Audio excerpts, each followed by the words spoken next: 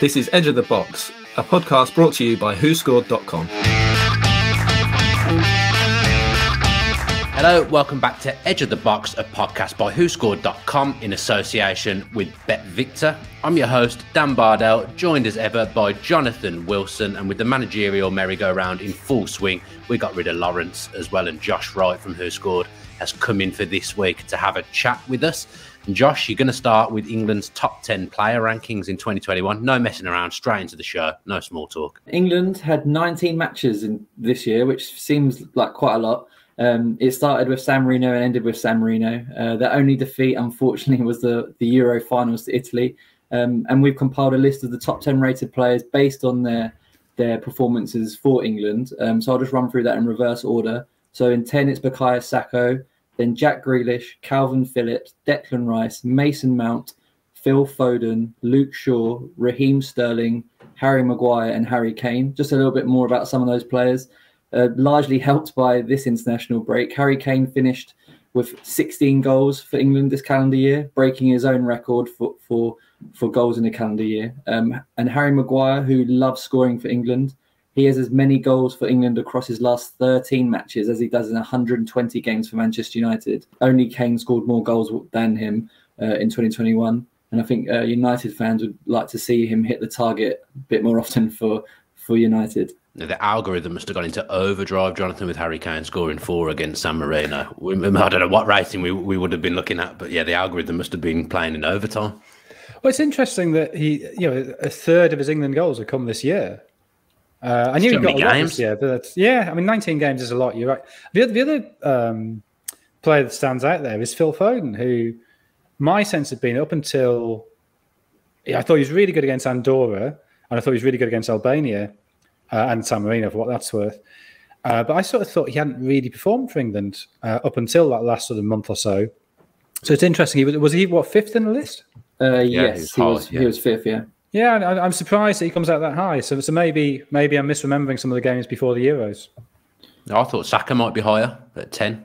I feel like he's played well every time he's played for England. I don't know how many games he's played, but for some players, it's substitute appearances or just harm their rating. Jack Grealish hasn't really started any games for England, well, not that many, and the same with Saka. So substitute appearances do harm. It's obviously harder to get a good rating when you play 20 minutes or so. Was John Stones in there, or did I completely miss his name? No, I think he was 11th. Okay, because I thought he was England's best player in the Euros. I had to triple check how many games we did play, because I don't know if it's a record, but 19 in a year must be a record. That must be. It's huge. I mean, I know before the World Cup in '66, England played I think they must have played 8 or 9 games before the World Cup in '66. So they went this tour of Scandinavia just before the tournament. Scandinavian finished in Poland. So when you look at that for '66, there's this whole raft of games. I don't know how many they played after, but they might have been up to sort of 17, 18 and '66. I mean, they got the extra games because of COVID and squeezing everything in, but also we don't get to a final very often, so that adds the games on as well, doesn't it? So yeah, interesting stuff. We will move on and preview the Premier League weekend in just a second, but Josh, just come to you again. How are the giveaways going? So for those who aren't familiar with the giveaways, we've teamed up with the podcast sponsors BetVictor to try and give away some free bet bonuses each week. So every game week we select one player who we think will have shots from outside the box, and each time they do, BetVictor have agreed to give away 5 £10 bet bonuses. So Ronaldo was our pick last week during the international break. He had 1 shot from outside the box against Ireland, so BetVictor ended up giving away 5 £10 bet bonuses. So that's £50 in total, but to 5 across 5 separate winners. So this is the 5th week this giveaway has been running, and we've given away free bets each week so far. We've selected Said Benrahma this week against Wolves. He's had at least 1 shot from outside the box in 7 of his 8 Premier League matches and has had 18 in total in that time. So all you need to do to enter is to comment Benrahma in the comment section of this YouTube video, or retweet the specific post that will come out on Twitter on the day of the game to be in for a chance to win. You have to be 18 and over to be eligible for the giveaway. But so just to repeat that, every time Benrahma has a shot from outside the box against Wolves, BetVictor will dish out 5 separate £10 bet bonuses to lucky winners. So if he goes trigger happy from outside the box, then there could be a lot of winners this weekend. Well done, Bet Victor. Nice little thing going on there. Let's look at Leicester-Chelsea then to begin with. Martin's done the script, I believe. I'm not sure I agree with this first bullet point, Jonathan. Oh, he's hopeless, isn't he? He's useless.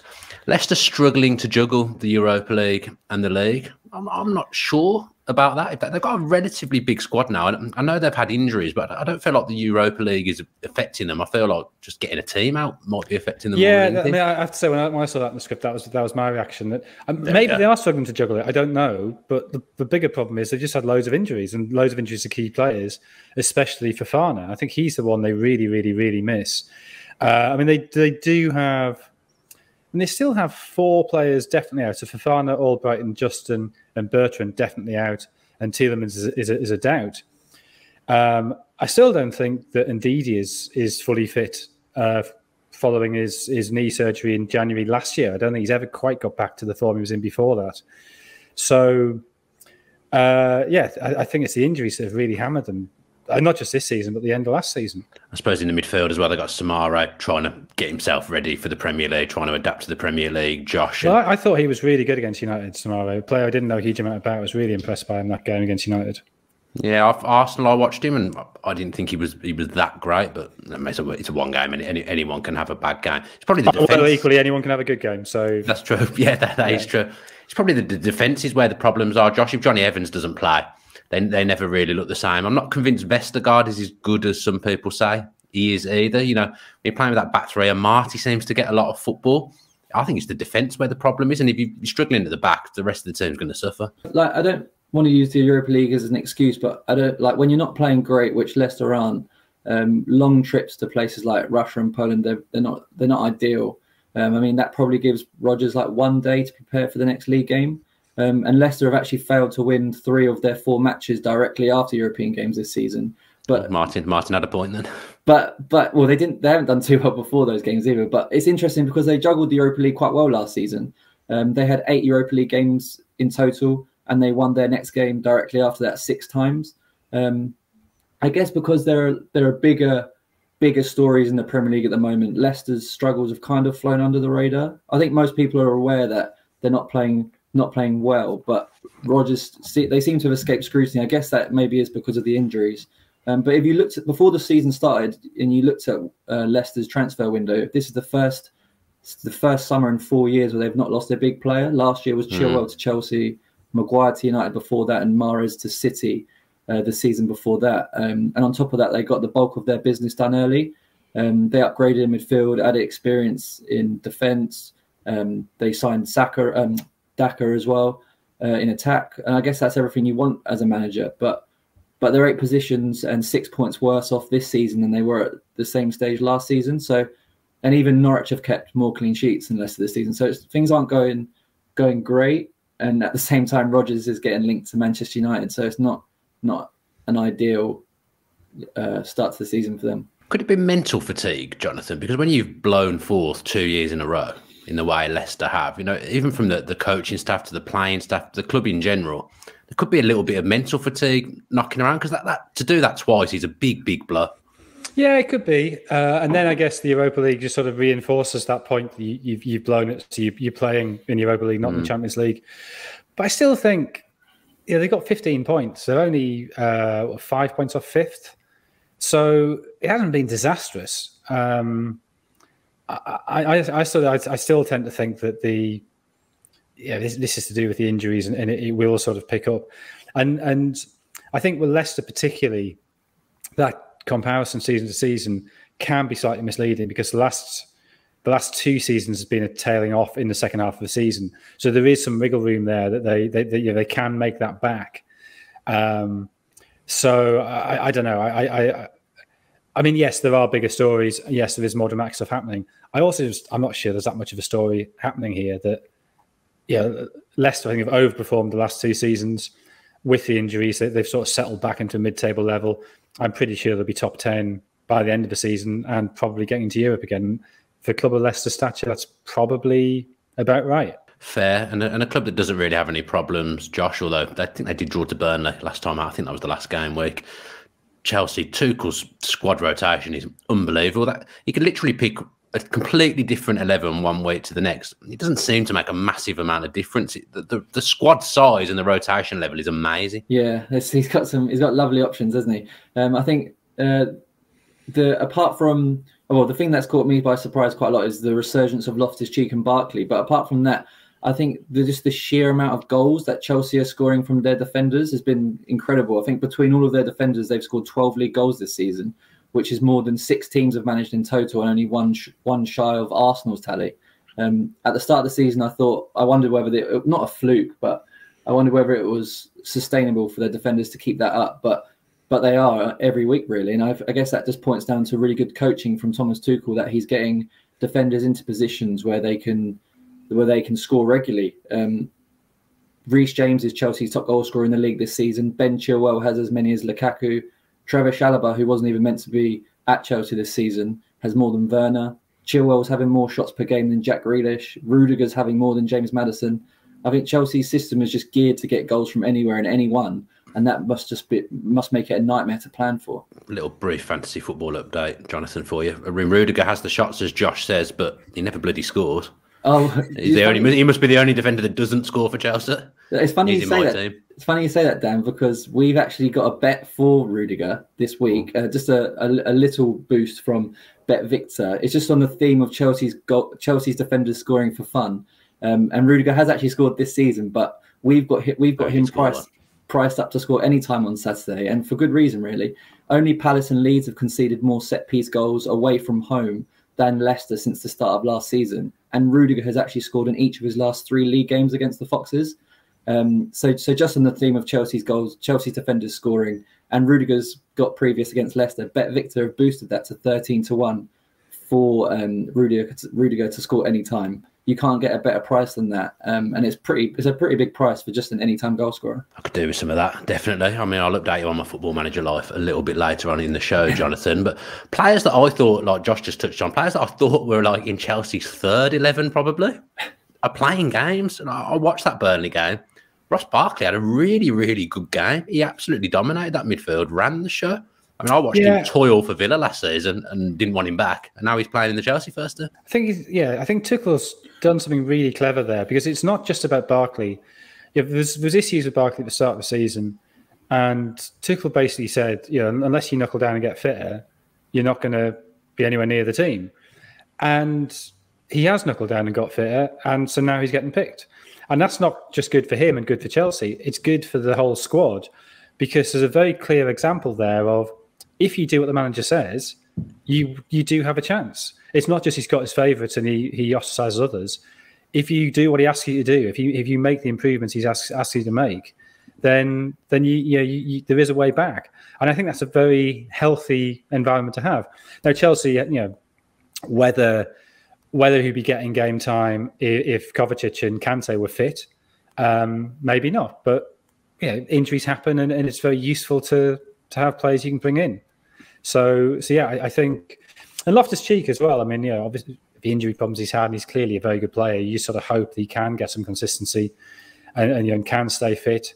And then maybe he's another one who comes into the England picture for the World Cup next year. Yeah, they're certainly both getting picked ahead of Saul at the moment, who everyone seems to have completely forgot about. Absolutely nowhere near. He's a bit of Chelsea's Donny van der Beek, really, isn't he? He doesn't get anywhere near the team. Let's do the predictions then. Jonathan, what have you gone for? I've gone for 2-1 to Chelsea. 2-1 to Chelsea. Josh, who scored? We've gone for 2-1 as well for Chelsea. And Rodgers doesn't have a good record against Chelsea. Good to know. Although they did win this game last season, which was Lampard's last league game in charge. So did they beat Chelsea in the FA Cup final? Have I imagined that? Tielemans scored, didn't he? I remember Tielemans scored. I'm sure that was Chelsea. Yeah, I'm going to go with it. I think it was Jacobs Chilwell scored in the last minute and got disallowed. It was Chelsea. That's right. Yeah. There we go. We got there eventually. Absolutely useless segment in the show.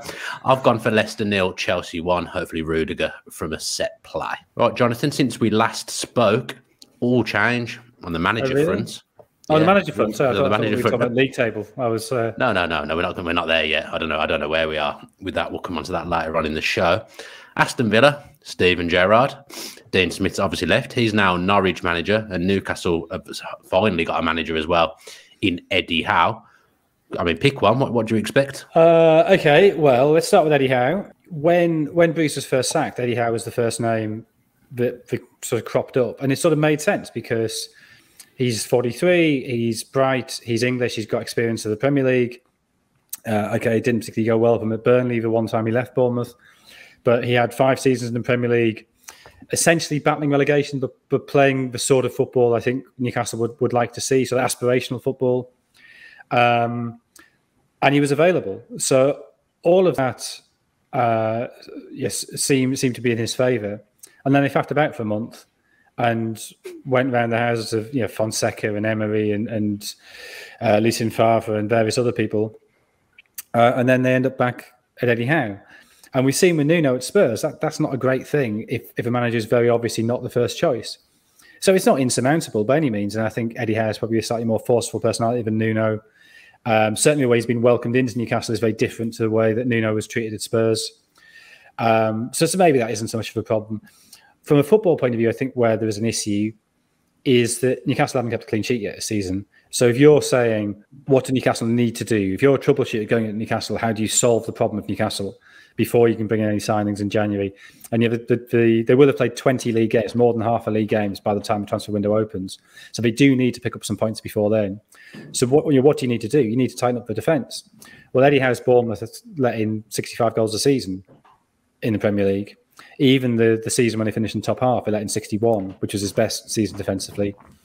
So for all his qualities as a manager, he's not necessarily somebody who will be able to sort out the defence, and that would seem to me a problem. So again, it doesn't mean it's going to fail necessarily, but that would be my doubt. It's kind of like the complete opposite of Steve Bruce as well, isn't he, Josh? Really, the way he likes to play the game, Eddie Howe, complete opposite of Steve Bruce. Yeah, I think Newcastle supporters are understandably excited by the prospects of Eddie Howe. I saw on Sky Sports News that some fans even waited 12 hours at the training ground for a photo. I saw that. I didn't realise he had that sort of appeal, but there you go. I don't think he does, to be honest, Josh. I think that's just Newcastle fans and football. That's true. But yeah, he's been out of the job for 15 months. He seems, in that time, seems to have getting touted for better and better jobs without doing anything. But to be fair, he did achieve amazing things at Bournemouth. I look back at when he first took over at Bournemouth. I don't know if I just didn't realise or just completely forgotten about it. But when he took over at Bournemouth, it was New Year's Eve in 2008, and they were rock bottom of League Two, and there was 17 points adrift for safety. So in that half season that he had there, he steered them clear, which is pretty incredible. 17 to bridge that 17-point gap, and then obviously got them promoted the next season, and I guess the rest was history. But just as Jonathan said, the keeping a solid defence has never been really his strong point, and I guess that would probably be a concern for a Newcastle team that, as Jonathan said, haven't kept a clean sheet. But he's obviously worked with players like Callum Wilson, Ryan Fraser, and Matt Ritchie before. Obviously, Fraser and Wilson had that incredible relationship at Bournemouth, and there are players that I'm sure he would love to work with, but there is still such a long way to go, isn't there, until January, and they do lack quality in defence and in that central midfield area. So while it's encouraging, I think there's some patience will be needed. Yeah, he's probably got the biggest job of the three. Eddie Howe. Another team that needs their defence sorting out, because absolutely all over the place at the moment, Jonathan, is Aston Villa. Steven Gerrard comes in. Let's talk about Villa pushing for the top 6 now, Jonathan. Well, I mean, step by step, first thing, don't get relegated. And that is a potential problem. They're only 2 points clear of the bottom 3. And I think there's a change has happened in the Premier League that we perhaps haven't quite noticed yet, which is that there's suddenly this very large, very powerful middle class. And so what I mean by that, you have City and Chelsea are clearly financially in a different category. Then United, for historical reasons, are incredibly wealthy. Liverpool are in that sort of top 4, partly because of money, but mainly because of the genius of Klopp and how good their recruitment's been. But you then have this big tranche of clubs who've all invested quite a lot or expect to invest quite a lot, who probably all think they should be battling to nick 4th if one of those big 4 has an off-season, who you probably expect to be 5th or 6th. So Villa have obviously put in loads of money, but so have Leicester. And Arsenal and Tottenham, sort of historically, and the money they've spent, sort of feel they should be around there. West Ham, without quite the level of investment, but the way they're playing this season, the fact they've got the huge stadium, they clearly think they can be, regular European contenders. Leeds are going through this sort of slow process of investment at the minute as the 49ers come in. I think 44% of Leeds now is owned by the company that owns the 49ers, and they will put money in and have expectations. Everton have spent significant money and keep on bringing in relatively big name managers, none of whom ever seem quite to fit. So there's a lot of clubs who I think would expect to be top six. And that's not even counting the likes of Brighton and Palace, who have got things right and are really well organised. And it's entirely plausible they could finish top half this season. So I feel I've missed somebody. And Newcastle is, I guess, the other club who in time would expect to be pushing into that category. So I think it's entirely possible you can come in, be quite a good manager, do quite a good job, and finish 11th or something and look like a disaster. I suppose that's what Dean Smith did last season. And Villa got off to a great start, but finished 11th. 2021 wasn't great. Not had the best last 5 games, and he's lost his job off the back of 2021 as a whole. But I think there must have been a part of that decision must have been a little glance over the shoulder, thinking, oh, Christ, we might be in a bit of bother here, because Burnley, I think, have been playing better than results have suggested. Got the first win against Brentford, and then a little bit fortunate, but they're probably due the luck against Chelsea. Who knows what's going to happen with Watford and Norwich with new management, but probably they're going down. There's one other space. Newcastle, you assume, will improve, partly because of the money and the spending in January, but partly just because of Eddie Howe. Leeds have started to look like they're clicking into gear, and when players start to come back, they'll surely improve. So I think there is. Southampton have started getting results now. So I think if you're Villa and you're sort of thinking, 2 points clear, that's not good when we want to run a 5 straight defeats. We can't really afford this to go on. Don't you dare come on a podcast that I host, Jonathan, and talk about Villa being in relegation trouble. Absolutely outrageous. Appalled by what I'm hearing. Well, I was expecting you to be taken away with Steven Gerrard becoming Aston Villa manager. Sometimes somebody's got to take you aside and have a very serious chat, Dan, and this probably is one of those times. I've had my fair share of them at the moment, let me tell you. Josh, Norwich, Dean Smith. I'm going to say sensible appointment. Yeah, it is. But just before we come on to Dean Smith, I'll just boost you back up a little bit about Gerrard. Oh, thank you. I think it's an exciting appointment. I think from a neutral anyway. I'm looking forward to seeing how he gets on. Is he going to dominate games like he did with Rangers? Probably not. So it'll be interesting to see how he goes about finding a solution there. I think Villa fans like yourself will probably just be hoping to see like a clear way of playing, won't they? Because that wasn't really the case under Smith this season anyway. But I looked into Gerrard's bit more about his coaches, his coaching team. That's what I'm excited about. Who he's brought in, and I think Gary McAllister, he could play an important part early on. He's been at Villa before, and even if it was a decade ago, I think, and it wasn't for long, but a decade ago, there's at least some familiarity there that Gerrard doesn't have. But I think the most exciting aspect of Gerrard's coaching team is a guy called Michael Beale. Before he joined Gerrard at Rangers, he was at the Chelsea Youth Academy, and I think he worked with Gerrard at Liverpool's in the underage squads, and he's been credited, I think, with developing talents like Hudson-Odoi, Tammy Abraham, Curtis Jones, and Trent Alexander-Arnold. And I think with Liverpool, with Villa's academy at the moment, it's got so much potential and so much talent. I think that only bodes well for some of their players, that a guy like Michael Beale with that track record can bring them through to the first team. Dean Smith, Jonathan, I think that's the best appointment of the three. Actually, I think it's a very, very sensible appointment. Dean Smith in at Norwich. I think he gives them a chance of staying up. I mean, they definitely have a chance of staying up. I mean, they're only 6 points adrift, 7 points adrift. So with 27 games to go, that's certainly not insurmountable. It's difficult, but it's not insurmountable. I think there's two dangers to that appointment, and it's not really to do with Dean Smith. I still think probably they'll go down. You could do quite a good job. And I mean, I suspect this season is going to be 35, 36 points need to stay up. So they could get 30 points in 27 games and still go down. And I think any manager, I think it's very difficult for a manager to take a club down and not to be slightly tainted by that. I think if you've taken the club up, maybe you have a bit more credit in the bank. So if you take them up and then go back down, people remember the promotion campaign. If you just take them down, I think that can. I mean, it's not a like-for-like comparison at all. But Jan Sievert at Huddersfield was clearly undermined by the fact he was the man who took Huddersfield down. Never really got going the next season. And the other thing I'd worry about is how healthy is it to leave a job and go into a new job a week later? I mean, maybe. I mean, yeah, it's outside. It's impossible for us to know. Dean Smith's the only person who will know. But it does have all the hallmarks of sort of a rebound fling, kind of somebody, who's confidence taking a bit of a knock, and he has a chance to get straight back in the game and sort of boost himself back up again. And maybe it's healthy to take a bit of time out and sort of think about things and refresh yourself.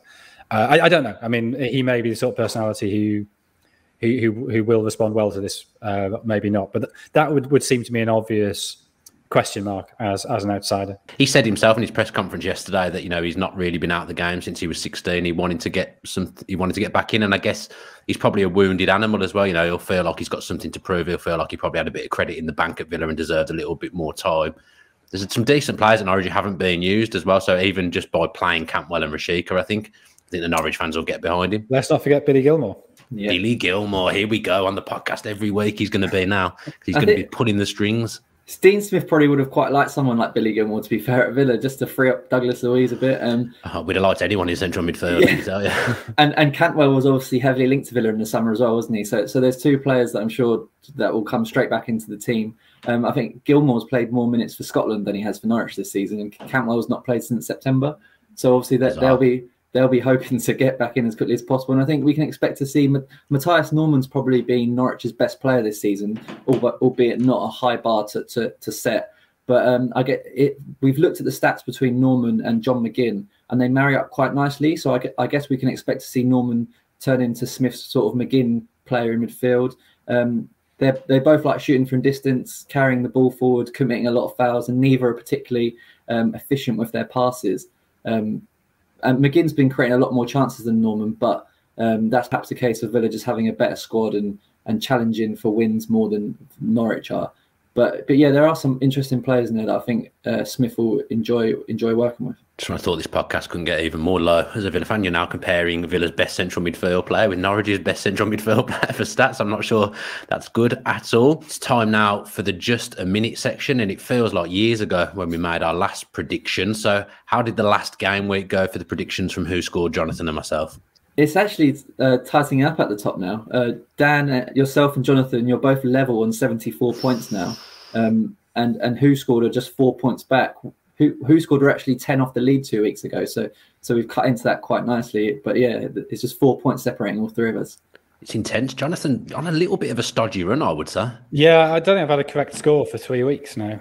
But that's, if football gets things wrong, that's not my fault. No, it has been all over the place. I'll look at my prediction. I don't think I've even predicted a draw this week. So, I'm definitely going to get a couple wrong. Yeah, football has been really, really weird. Before we bring Sam Boswell in from Bet Victor, our Saturday 3 p.m. treble this week, Josh, is based all around the new managers conveniently. WhoScored have predicted Southampton to win. Southampton have won both meetings with Norwich last season and have 10 points from their last 12. And they obviously just beat a Dean Smith side. Dana, you've predicted Ollie Watkins to score on Steven Gerrard's first game. And Jonathan, you've predicted Newcastle to beat Brentford and both teams to score. And Bet Victor have actually priced it up as 40-1. So it's a massive price based around the three new managerial games. Welcome then to the show, Sam. A lot going on in the managerial merry-go-round in the last few weeks since I spoke to you. So Steven Gerrard now in at mighty Aston Villa. Daniel Farke's left Norwich. Dean Smith has now replaced him. Looked really weird, him being Norwich manager. And Newcastle have finally pulled the finger out and appointed a manager as well in Eddie Howe. What have Bet Victor got going on? Well, yeah, I've got to say it was nice to finally get a Newcastle manager in that market, been particularly active. Finally, Eddie Howe got the job, and he had been backed across the course of it. Obviously, we saw a few different favourites, but Villa and Norwich getting on with the job much quicker in terms of appointing a manager. So let's run you through a few prices. Kicking off, we'll start with Norwich, who, Dean Smith's taking on what some people would say is the impossible into trying to keep Norwich up. They're 9-2, realistically, to stay up this season. Realistically, he's got a really hard job in his hands, but they're a well-run club that I think are a fantastic opportunity to rebuild next year. So be interested to see how he gets on. But 9-2 to pull off an absolute miracle. I think I'd want a bit bigger personally. Newcastle, meanwhile, I don't think Eddie Howe's going to have it all his own way there. They may have money to spend in January, but they're 8-13 to stay up. So, you know, they are odds on to stay up, but by the same token, I don't think it's going to be that easy for him unless they do start flashing the cash. Villa, of course, Steven Gerrard, really interesting appointment here. Personally, couldn't see it myself, this one. So it'd be fascinating to see how he gets on. Obviously, there's going to be loads of questions when they come up against Liverpool in the near future, because people always seem to assume Gerrard's got that job on his radar. 4-1 to steer Villa to a top half finish this season, which I think would be a really fair achievement and a good building block for the future. Villa have got some real quality in their side, and I'd be staggered if he doesn't really manage to start turning them round. Yeah, 4-1 top half. Feels a little bit high. I think so. I think it's quite compressed, isn't it? When you look sort of a bit further down the table, the 7th to sort of 14th, you know, a few wins and results certainly will change it around. With all those teams playing each other on a more or less every other week basis, it can definitely chop and change. And I just had a look because I believe you've got a theory on the new manager bounce. You fancy Villa, Newcastle and Norwich to all win this weekend. Is that correct? I mean, I don't want to spoil the next segment, the just a minute segment, but yes, someone who's very, very good at predictions has predicted all 3 new managers to get off to a winning start. 20-1, the treble pays of us for Villa to beat Brighton. Newcastle at home to get the better of Brentford, which I think at 30-20 would probably 31-20 probably be my favourite of the 3. And Norwich are a big price at 5-2 to get the better of Southampton, but you wouldn't be staggered if all 3 got the win. Be very interested to see how they go. As ever, loads going on this weekend. All the boosts are on site. You'll be able to find those as well. I'm looking forward personally to a footballing exhibition with Liverpool-Arsenal. Liverpool 9-20 to get the job done at home. The draw 7-2, 11-2 Arsenal to get a surprise win. As ever, encourage everyone to gamble responsibly. Look forward to having the return of the Premier League, and we're really getting into the meat of the season now. Big couple of weeks coming up game-wise. Yeah, no more international breaks. All 3 of those teams need a win. I like the look of that treble. Thanks ever so much, Sam. Always a pleasure to talk to you. No problem, Dan. All the odds available over at betvictor.com. Let's then do our predictions for this week's Premier League games in the just a minute section. Jonathan, you're up first. You've got the heavier load this week, so you're going to go first with Villa against Brighton. Obviously, Steven Gerrard's first game as Villa manager, and you assume that there'll be some kind of euphoric uplift there. I always slightly worry about that. I think it's a volatile thing that it can go for you, but it can also sort of add pressure. And Villa have been in such bad form recently in the last 5. I think this isn't an easy game for them at all. Danny Ings, Luis, Traore, all out, Conte suspended. Brighton, who are difficult, they are very well organised. They've got doubts over Burn and Connolly, especially over Mwepu, who's been very good for them recently. Welbeck out, Alzate out, Sanchez is suspended. They've drawn 6 of the last 7 in all competitions, but they've still only lost twice this season and haven't lost yet away. I assume that the back 3 will disappear for Villa. Will go back to being, it'll go to a similar system to what Gerrard used in Scotland as a 4-3-3, which I think probably suits Villa better. Villa lost this game 2-1 last season. I think it'll do better than that this time, but possibly not win. So I'm going 1-1. I think what I've learned so far this season is no formation seems to suit Villa. Whatever we do seems to be completely wrong. If you've got 5 right wingers, it makes it quite difficult. It's a hard job. Very balanced squad at Villa, as you've just said. I've gone for Aston Villa 2, Brighton 1. Stevie G off to a winning start. And what have WhoScored gone for, Josh? We've gone for 1-0 as well. 1-0. I've gone diff. You two, you've done the same so far. We've gone the same a lot. Of the scores. That's good. Here we go. I'm going to be clearly top by the end of this week. Josh, I mean, if you don't want to do a minute on this game, feel free not to. Burnley beat Palace. After a tough start to the season with 4 defeats in their first 5 league games, Burnley have proven tough to beat in recent weeks. Burnley have put points on the board in 5 of their last 6 outings after holding leaders Chelsea to a draw before the break. Sean Dyche is expected to resist changes despite the fact Jay Rodriguez and Matija Vidra both combined off the bench for Burnley's equaliser against Chelsea. Summer signing Connor Roberts scored for Wales during the break, but Dyche is expected to be loyal and stick with Matt Lowton for now. The international break didn't come at a great time for Crystal Palace, who are really starting to gather momentum under Patrick Vieira. Only Arsenal are on a longer unbeaten run in the Premier League at present, with Palace going 6 games without defeat. Palace head into this weekend looking to win 3 league games in a row for the first time since the middle of 2020. James Tompkins is on standby to start should Joachim Andersen fail to recover from a knock in the only real notable bit of team news for Palace. Burnley have actually won the last 3 meetings between the two sides without conceding, but as both are proving difficult to beat, we are backing a 1-1 score draw. 1-1, yeah. Excellent. I've gone for Burnley 1, Crystal Palace 2. So another differential for me this week. This could either be an absolute disaster or absolutely masterful for me this week. Jonathan, you've got the Ivan Toney derby, Newcastle v Brentford. Why is that the Ivan Toney derby? Because he played for Beth. Did he play for Newcastle? Yeah, he played for Newcastle. I don't remember that. Come on, Jonathan, you get nominated for awards. I shouldn't be having superior knowledge. I just shouldn't be. When was that? I don't think he ever played a game, to be fair, but he definitely played for him. I think he was in their academy. Okay, he definitely played for him. I mean, we're talking about euphoric uplifts. It didn't work out for Newcastle. The first game after the takeover with that defeat to Tottenham. I think maybe this time there's something a bit more substantial there. There's a different figure on the bench. There is a sense of a new era having begun. And Brentford are going through a slightly tricky period for the first time since they got promoted. They suddenly lost 4 in a row. Now, I don't think they played particularly badly, apart from maybe half of that game against Burnley. Against Norwich, obviously that's a game that you don't want to be losing. But they did win that 2.79 to 1.16 on the XG. So I think they're a little bit unlucky there. So there are questions there for them. They've got 8 players out, Visser, Ayer, and Jensen probably being the key 3. Newcastle, actually, their injuries are clearing up. Fraser's a doubt. Paul Dummett's the only one who's definitely out. So that probably points to a first win for them, I would expect. No clean sheets this season, though, so I'll say 2-1 to Newcastle. Same for me. Josh? We've gone for 2-2 in that game. For the first time in probably forever, all Newcastle's goalkeepers are fit as well. Really? Dubravka's back? Yeah. Excellent stuff. Wonder if he'll play. He probably will. I would have thought he probably will get back in, actually. Next up for you, and I've been desperately trying to think of a player that played for Norwich and Southampton and couldn't think of one, Josh. So it's Norwich against Southampton for you. Norwich have got Billy Gilmore. He hasn't played with Southampton, but they got Gilmore. Dean Smith's first game in charge for Norwich incredibly comes against the team he faced in his last job for Aston Villa. Todd Cantwell and Gilmore will hope to benefit from Smith's arrival after both dropping completely out of the picture under Daniel Farke. Ralph Hasenhüttl will hope to recover some important players for Saturday's trip to Norwich. James Ward-Prowse and Valentino Livramento were both forced to withdraw from international duty during the break. Armando Broja is also a doubt, while Nathan Redmond is on his way back from COVID.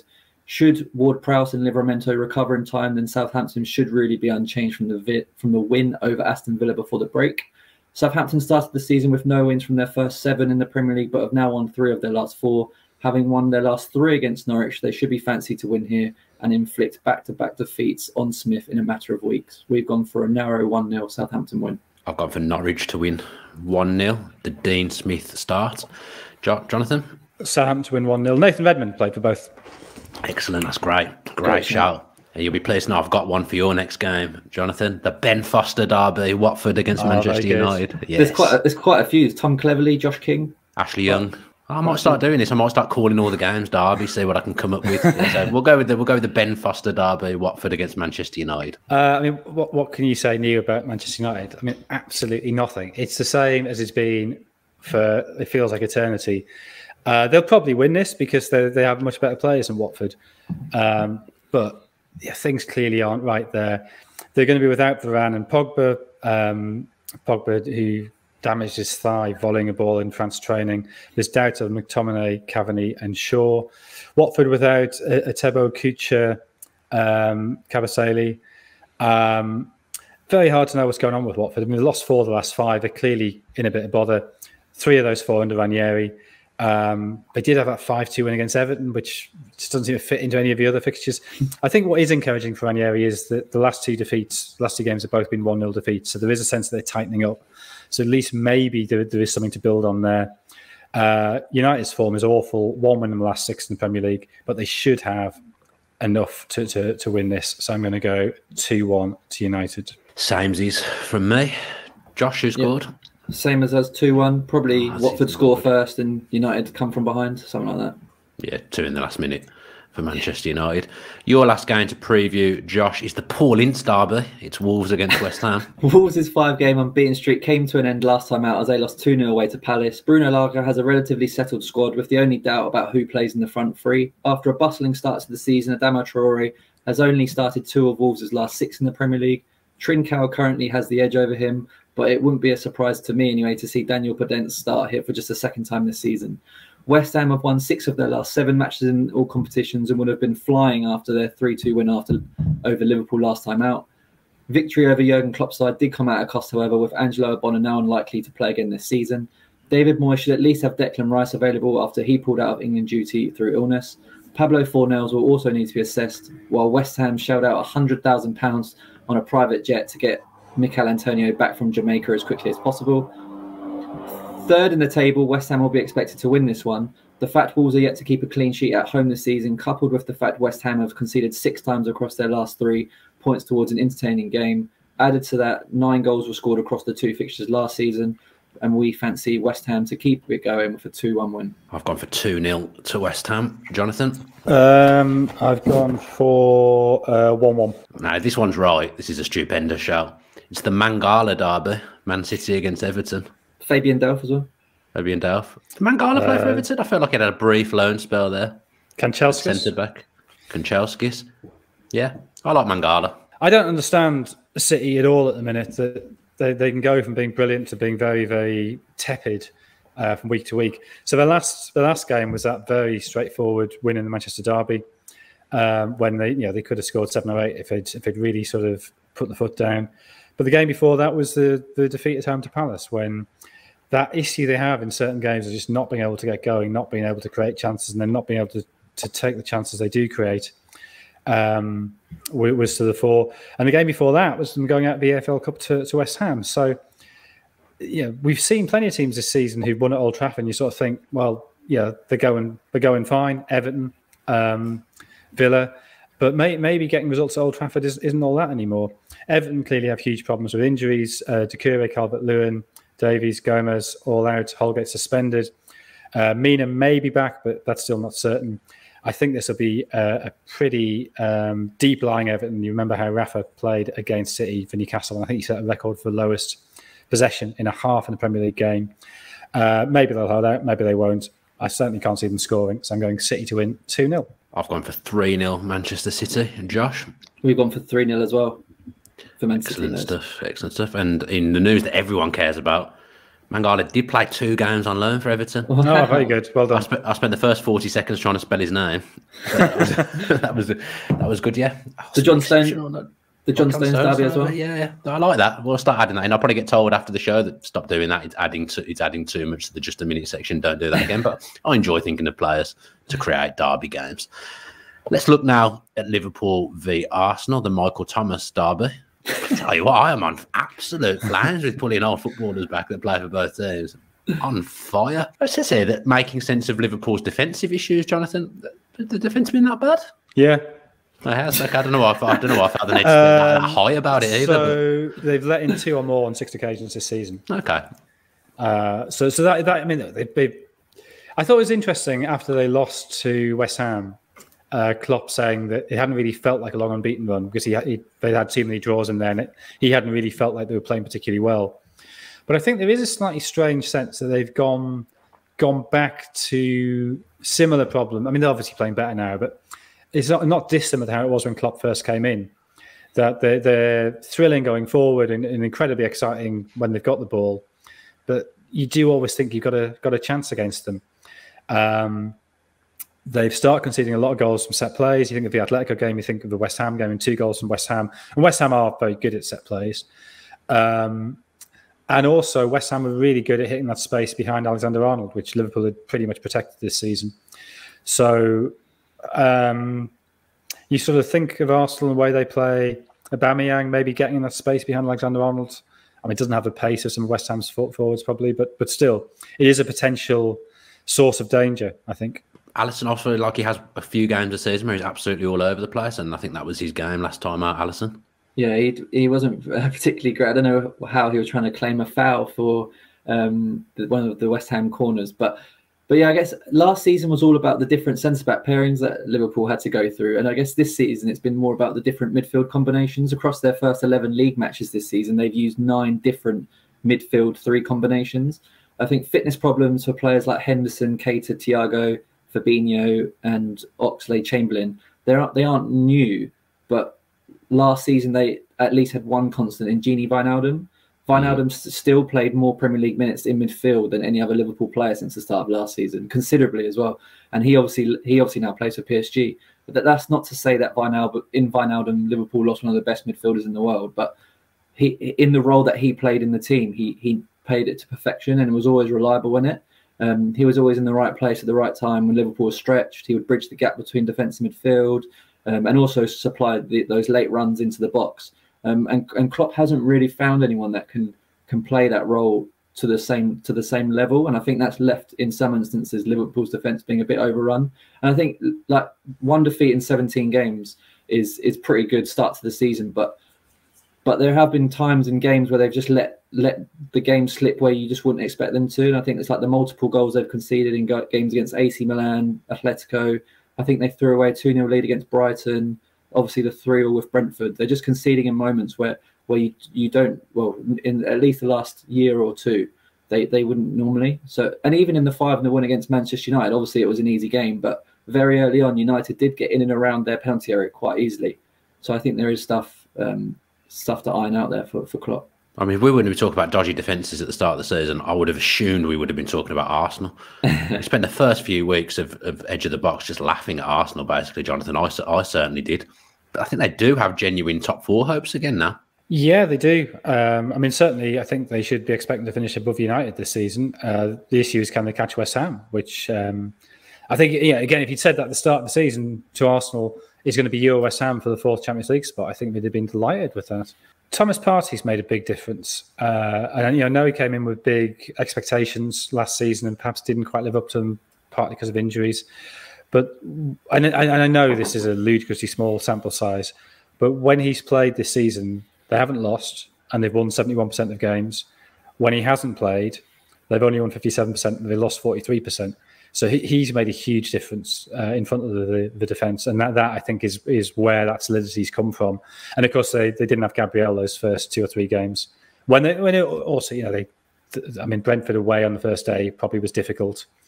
City clearly was difficult, and they had one other tough game, Chelsea. So it wasn't the kind of start for them either. But since then, got away with it a bit, maybe against Brighton and against Palace, but. They've won 8 of the last 10 more competitions. You can't really complain at that. I think you've hit the nail on the head there. I think Gabriel's the massive one for them. I think he's integral to Arsenal, what he does. Yeah, no, I think he's really good. And it's never just one player. But yeah, he's clearly... I think he makes Ben White look better as well. So yeah, I think him and Partey have both been really important to them. I think this game in particular as well, I think will show where Arsenal are. Like, you can only beat, obviously, what's put in front of you. And 10 games unbeaten is really good. But the 2 games where they did slip up were against Palace and Brighton, who were playing well. Whereas I guess the other teams that they've played were underperforming. Ramsdale bailed them out a bit against Leicester as well.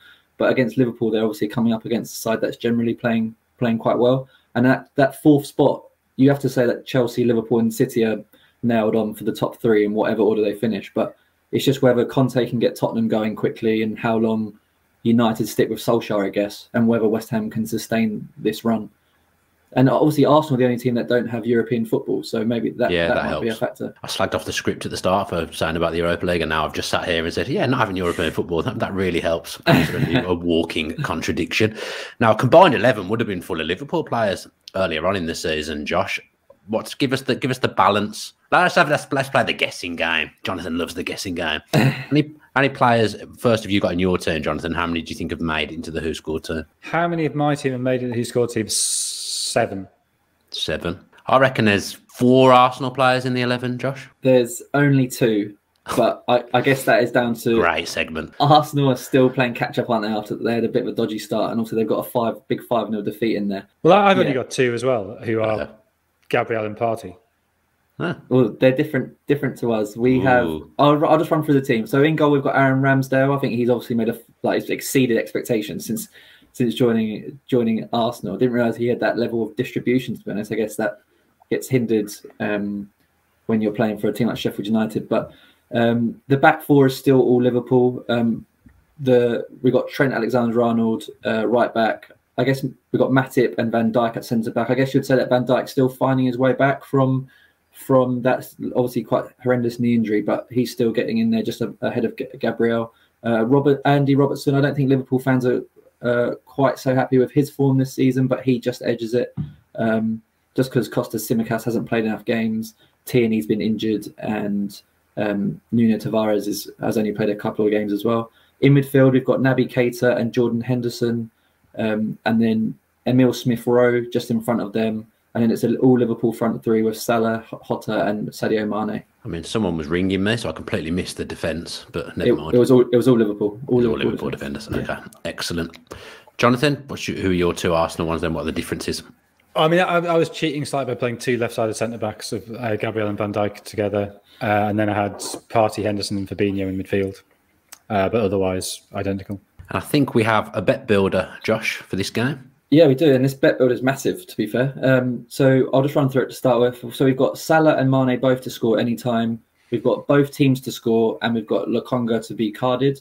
This is by far and away the leading price compared to some of the other generous bookies. It was anyway before we got the boost, but BetVictor have boosted it to 40-1, which is pretty incredible. So Salah and Mane, they've scored 23 goals between them across league and European competition this season, and they've scored in the same game in 4 of Liverpool's last 8 league games. Individually, they have great records against Arsenal as well. Salah has scored in 7 of 9 league meetings between the two, and Mane has scored in 6 of 10 league meetings for Liverpool. It's not as obvious to predict a Liverpool score, an Arsenal goal scorer, but both teams have scored in 9 of the last 11 league meetings between the two. And for the final leg, if there are any doubts about Samba Lokonga playing, he has started all their last 3 league games. Xhaka has obviously ruled out. Partey's a doubt, but yeah, and he's been carded twice as many times as any other Arsenal player in the league this season. So make sure you're 18 and over and gamble responsibly. You can find this bet as well as all of our others in the description below. So that's Mane and Salah to score anytime, both teams to score, and Lokonga to be carded, and that's 40-1. It's massive. Predictions then? What have WhoScored going for? We're gone for 2-1 Liverpool. Jonathan, 2-1 is it? Yeah, 2-1 Liverpool. Yeah, no, I've gone for 2-0 to Liverpool. Really, this could end up being good for me. You two have done done the same. You've done a lot the same. This could be good. What also could be good is Conte at Tottenham, although not the most spectacular first game, the 0-0 away at Everton, but they're playing Leeds at home this week. I've not seen them live, so I'm hoping, Jonathan, you might have learned something from Conte's first 2 matches. Not a huge amount, because it was so different. The Vitesse game was sort of madcap all over the place, and then it was very controlled, the game against Everton. So, I mean, what we do know, it's not really from the matches, it's that he's pretty unhappy with the level of fitness of the squad. The dietary stuff is very standard for him, but I think he really feels that a squad that was extremely fit under Pochettino has lost that a bit under Mourinho and didn't get it back under Nuno. And that's not necessarily it kind of is a criticism, but the way that both Mourinho and Nuno approach training is they think you get fit by playing. And that might be why that sort of Portuguese periodization, Vicha Frage school is starting to look a little bit old hat. That maybe the fitness levels there aren't quite what they were. You saw that at United as well. Their running stats fell off massively under Mourinho, and Spurs have done the same. So I think Conte's first thing is get the players a lot fitter. And I do wonder whether already we're seeing that with Harry Kane. His sharp. I know it's Albania and San Marino, so it's not necessarily a fair test. But I wonder if Conte's training, even just that week, is enough to sort of just lift his level slightly. And scoring 7 goals in a week can't be bad for your confidence. So I don't know. Have I learned anything? No, not really. But I am excited to see how it goes. I've got a question. I don't know if either of you can take this. The ketchup's obviously banned at Spurs. So Harry Kane's been banned from ketchup and obviously bagged a few goals in the meantime.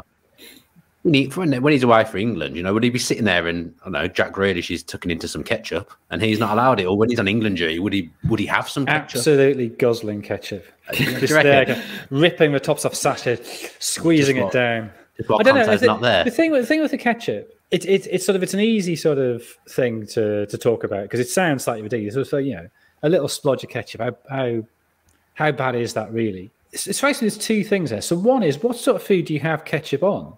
Like, I wouldn't have thought like a footballer's diet was sort of ketchupy food. True. Like ketchup's for a bacon sandwich or for a burger. It's not for like, I don't know, Chips. some sort of grilled meat and vegetables, which I assume is what, or grilled fish, which I assume is what footballers eat most of the time, or pasta. I reckon footballers love a bit of ketchup on pasta. I reckon there's some of them that love something weird like that, ketchup on pasta. I'm with Jonathan. It actually doesn't make sense when you think about it. But also, I think the ketchup is sort of symbolic of of something much bigger, which is he's very strict on diet. So there's a whole thing about he wants players to have breakfast at the club because he thinks breakfast is the most important meal, and he separates out the proteins from the carbohydrates. And encourage them to have, I can't remember what percentage it is, but 45% protein, 55% carbohydrate, or whatever it is. But he thinks that balance of and getting light protein in early is very good for you. He wants them eating these low calorie noodles, goji berries. He's very big on. So the ketchup is sort of emblematic of a series of small steps. And each individual one probably doesn't make that much difference. But it's when you amalgamate 10 or 20 of those, then it does have an impact. So, if you take off, 5% extra body fat or whatever, and you do 20 minutes extra training a day, and you watch 20 minutes more videos of the opposition every day, all of that does build up to something a bit more significant. Definitely going to be. There's going to be an improvement under Conte, isn't there? Because they were absolutely wretched under Nuno. Leeds then, Rafinha. How does he rank in terms of players outside the big six, Josh? I gotta say, he's one of my favourite players in the Premier League. He's really, really exciting to watch. Yeah, he's great to watch, isn't he? I think Tottenham are crying out for someone of his creativity at the moment because they've not had a shot on target in any of their last 5 halves of Premier League football, which is pretty poor. But I guess last season it was Jack Grealish, wasn't it, who was probably had that made-up title of the best player outside of like the big six clubs. But I guess now that's sort of being battled between the likes of Rafinha, Declan Rice. We've actually got the ratings of all the top-rated players outside of those big six clubs, and the top 3 is Conor Gallagher in first, Declan Rice is second, and then Rafinha's joint third with Jared Bowen. But like you say, he's a great player to watch, and I think it's only a matter of time before he does move on. I was convinced that we'd see Pedro Neto join Liverpool. Either the summer just gone on to the next one, but obviously he's injured now, and I think that might be Rafinha. He's just so exciting to watch, and Leeds haven't even played that well this season, and he's been their standout player. I think he scored just under half of their league goals this season. But he's great, and I'm sure, like I said, that he'll be playing for a bigger club. Not to say Leeds aren't a big club, but in this sort of modern time, I guess he'll be playing for a much bigger club soon. I would have said he would have been a good fit for Tottenham, Jonathan, before Conte came in, because his system doesn't really fit him in, I don't think. But, Son on the left, Rafinha on the right, Kane up front, that would have been a pretty good front throw. I think that still could work. If you think of Rafinha as sort of an inside forward in a 3-4-2-1. I guess they got Lucas Moura, they've got Lo Celso can play there. So I don't think there's a great pressing need for him there. But he would naturally seem to fit there. But and I think one of the reasons he's maybe stood out this season is because Bamford isn't there. That pretty much all Leeds' creativity's had to come through him, and I don't think that's great for Leeds. I think they need Bamford back, or they need Dan James to hit some really high form, or Joe Gelhardt to come through and deliver more on that potential. That I think everything going through Rafinha is a little bit predictable at times. Yeah, Leeds have been a funny one so far this season, Jonathan. I can't really work them out. Is it just injuries? Well, maybe not, but no Koch, no Ayling, no Bamford for this game. Rafinha missed 3 or 4 games early in the season. Cooper missed some games. Llorente missed some games. Firpo, the left back they brought in to replace Alioski, he missed a load of games. So I don't know. I think it's pretty difficult to but it's not a huge squad, and if you're losing for half a dozen players for maybe a quarter or a third of your games, I think that does make things tough. And they're only actually 3 points worse off than they were at the same point last season. So I don't think it's. I think a lot of people had expectations for them, having finished 9th last season, looked so good, but they did finish last season very, very strongly. And there's always that danger with Bielsa that when things go wrong, they can just drop off a cliff. But I don't think we're at that point yet. And I would think that by Christmas, they'll probably be slightly more comfortable in mid-table, and particularly when they get Bamford back. Although I think that could probably be the end of or beginning of December before he's ready again. Yeah, I think Cocky's going to be out for eternity. He has been out every single episode of this podcast because it makes me laugh every time I hear the phrase. And Jonathan, not happy with me. Tell me about your fantasy league team. No. I could tell you some stuff about Football Manager. Actually, me and the producer are doing some Football Manager live streams at the moment. If you want to tune in, Jonathan, that sounds right up your alley. No, I mean watching other people play computer games. What could be better? Even better. Especially when it's a glorified spreadsheet. That's even more exciting.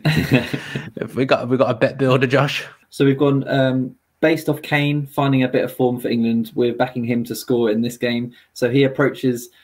He scored in this game actually last season as well. So and with 7 goals in 2 games with England, he should be a bit more happy about himself this time around. We've also gone for, as Jonathan said, the reliance on Rafinha in Bamford's absence. So we've gone for him to score as well. He scored in 4 of his last 6 appearances for Leeds. And someone, Dan, that you are not sure on at all is Emerson Royale. We've gone for him to be carded. He's been booked 21 times in the league since the start of last season. No player is averaging more tackles per game than him. And I remember being at the Villa game, and he just loved going to ground. So yeah, we've gone for Kane to score, Rafinha to score, and Emerson to be booked. And Bet Victor have boosted that to 28-1. So was that the time that you took the WhoScored box space away from a Villa fan, Josh, was it? Yeah. The Spurs game? Was that game, was it? Yeah, I thought it was. Sure I took it away from the Villa fan. I thought it might have been. Yeah, it sounds familiar. Spurs Villa was a terrible game of football. It was one of the worst games that there's ever been in the history of football. Even though there was 3 goals, it was absolutely awful. I said something about Emerson Royale on social media recently, and someone savagely attacked me that I know nothing about football because I said I didn't think he was an upgrade on Aurier in particular. And someone really did not take kindly to that and absolutely savagely attacked me on Twitter. Let's finish then with our predictions. I'll do mine first. Tottenham 2, Leeds 1. There we go. Tottenham 2, Leeds 1. And Tottenham 2, Leeds 1. Oh. Jonathan, did you do a prediction that wasn't the same as WhoScored or the same as me throughout that whole show? No, I don't think so. Oh, dear. Keeping tabs of the main man. Who's the main man? Jonathan. Don't let him out. He's on the bad run. He hasn't had a good week for a while now. Yeah, I'm due a good week. Yeah, that'll probably happen this weekend. That does us for this week's episode of Edge of the Box. So wherever you do get your podcast, if you could subscribe and leave us a review, do something nice, that would be absolutely excellent. We'll be back next week where hopefully I'm topping the predictions league. Have a good weekend and stay safe.